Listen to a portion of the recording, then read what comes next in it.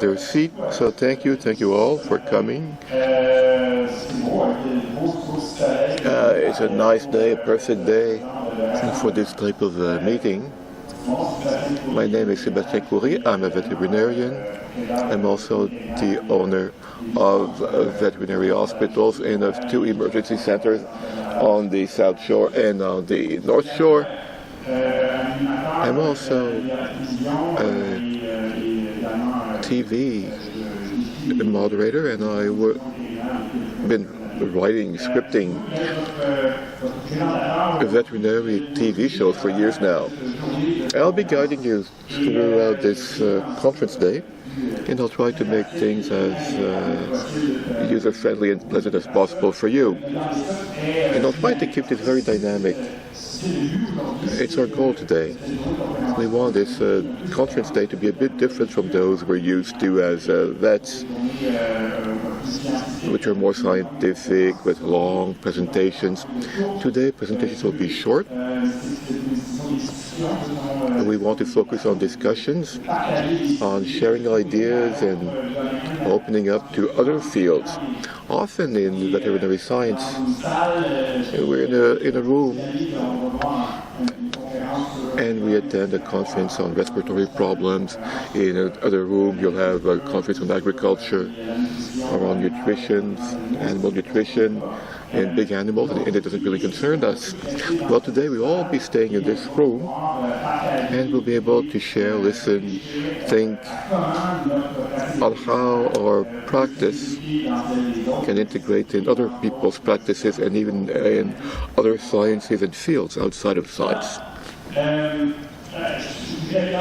quite happy to be the spokesperson and moderator of this conference day.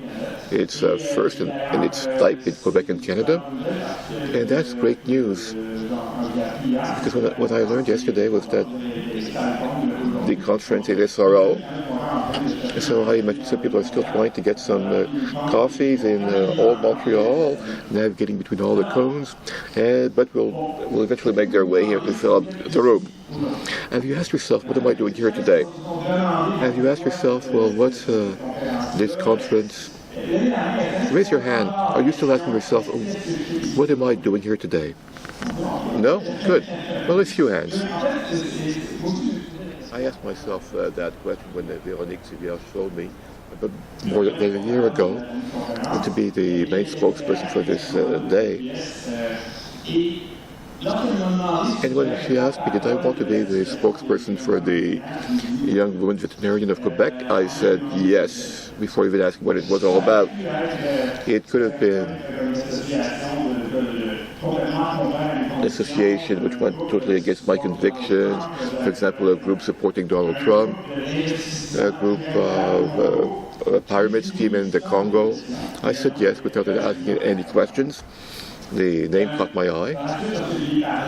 Afterwards, when I talked to her, she explained to me what she wanted to do. She wanted to have a conference day to discuss sustainable veterinary practice. I was quite enthusiastic. I hung up. And while I was trying to find a credible way to explain to my wife why I said yes so quickly to the YWVA, I asked myself, what does it mean to have a sustainable practice? We use this term a lot for animal feed, for the economy, for energy generation. How can this term apply to our profession? And I'm not the only one asking me that. We're not used to seeing these two words together. Sustainable veterinary practice. How does it fit together? Well, I think that veterinarians can participate in our sustainability effort by being open to other fields of science. And that's probably the most striking thing about today. We'll be opening up to things that we're not familiar with, that we don't usually listen to, or so we'll take the time to think of our place in the world, our influence on people, on animals, nature, and how we can impact change. This conference is what we'll be focusing on. Often when we're veterinarians, focus on their own issues, their financial problems, medical advancements, and so on, we tend to be specialized. And our impact on our planet and our environment or on people around us is often set aside. It's not really part of our day-to-day consciousness.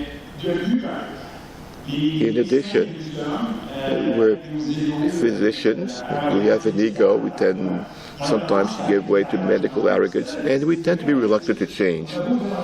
We might say, no, I'm super open. I can give you many examples of reluctance to change, including myself. I think no one here is open enough to say that they've never had the reflex of asking,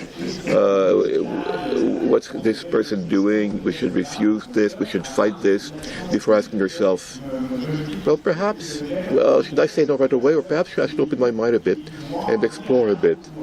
And even if we don't have any established evidence that this practice works, we tend to be dogmatic, we tend to stick to accepted paradigms in all sectors of science. It's a typical scientific attitude, and we tend to fight new ideas which question these paradigms. And by sitting aside, and we say, this will be proven wrong.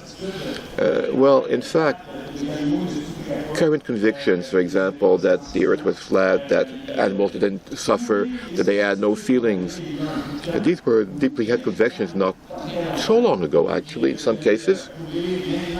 And today, or in the future, you'll find things showing that this conviction was not exactly right. It was, in fact, perhaps completely wrong. That nuances were required. I was listening to Bertrand Piccard. He is the pilot of Solar Impulse, the first sun-driven plane, who navigated 40 kilometers around the planet without fuel. He said that when he began his project, everyone thought he was crazy, that people at Boeing and nobody was interested, nobody wanted to subsidize this project. He was seen as a bit of a crackpot. And in fact, he didn't even come from the aeronautics sector. He wasn't even an engineer. Everyone thought he was crazy. But now he's just completed this flight around the world in cooperation with, I forget the name of the other pilot.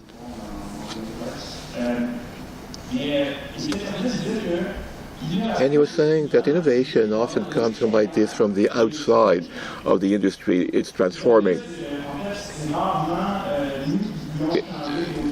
We usually don't want to change our own industry from within. He gave the example that it's not candle sellers who invented the electric light bulb. And I found that quite funny, because it's always a personal work, a work from within, the feeling the need to renew oneself and to remain relevant and not to avoid stagnation. I think that today is what we're going to try to do. Now, to be sustainable, we have to think outside the box. It doesn't translate well in French, but we have to question ourselves all the time. And I think that sustainable thought is, for example, a Quebec vet who's taking care of Quebec's wounded bird predators. It's the commitment of a young Quebec sociologist of Swiss origin who decides to change the mindsets towards the environment and to promote sustainability. It's an engineer, the Témiscamingue, for example, who tries to protect the public.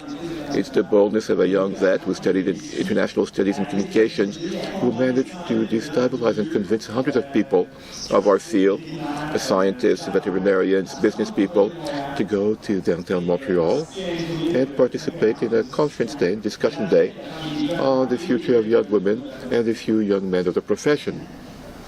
It's the stubbornness of a primatologist and an anthropologist from Britain who decide against the opinion of the scientific community that African chimpanzees that we've studied since 1960 deserve to have a name rather than simply a specimen number.